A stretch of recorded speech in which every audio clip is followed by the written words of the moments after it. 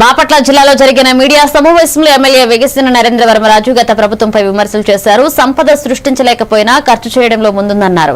కూటమి ప్రభుత్వం సంక్షేమం, అభివృద్ధిపై దృష్టి సారించిందని రాష్ట్ర బడ్జెట్ లో భారీ కేటాయింపులు చేస్తున్నట్లుగా తెలిపారు. వ్యవసాయం, ధరల స్థిరీకరణ, నిధి, సాగునీటి ప్రాజెక్టులకు అధిక నిధులు కేటాయించడం హర్షణీయమన్నారు.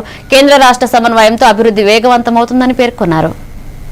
భవిష్యత్తుకు పౌరులుగా తీర్చిదిద్దపడతారు అని ఏకైక పాఠశాల విద్యకు 32,000 కోట్ల రూపాయలు కేటాయించడం జరిగింది. విద్యా రంగానికి రాష్ట్ర ప్రభుత్వం ఎంత ప్రాధాన్యత ఇచ్చింది అనేది ఈ విషయాన్ని బట్టి మనకు అర్థమవుతా ఉంది. మౌలిక వసతులు కల్పనకు 1,500 కోట్లు, ఉన్నత విద్యుత్కు 2,567 కోట్లు, నైపుణ్యాభివృద్ధికి 1,232 కోట్లు కేటాయించడం జరిగింది. ఇక మనందరికీ తెలుసు ఎన్టీఆర్ భరోసా పింఛన్, దీనికోసం 718 కోట్లు కేటాయించడం చాలా మంచి విషయంగా నేను తెలియజేస్తున్నా. పంచాయతీరాజ్ శాఖకు 22,942 కోట్లు, వ్యవసాయ విద్యుత్ సబ్సిడీకి 13,000 కోట్లు, ఆక్వా సబ్సిడీగా 800 కోట్లు, గృహ నిర్మాణ శాఖకు 6,357 కోట్లు, వైద్య శాఖకు 12,316 కోట్లు,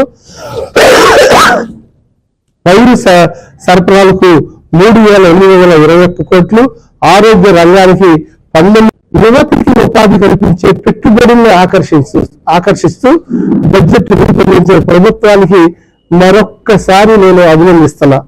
ఈ బడ్జెట్ రాష్ట్రాన్ని అందుబాటులో నడిపించేటట్టు దోహదపడుతుంది. అంతేకాకుండా అలాగే వ్యవసాయ బడ్జెట్ కూడా మీకు తెలియజేయాల్సిన అవసరం ఉంది. ఓన్లీ వ్యవసాయ రంగానికే 53,732 కోట్లు వ్యవసాయ రంగానికి ప్రత్యేకంగా బడ్జెట్ లో ఫండ్స్ ఇచ్చారు.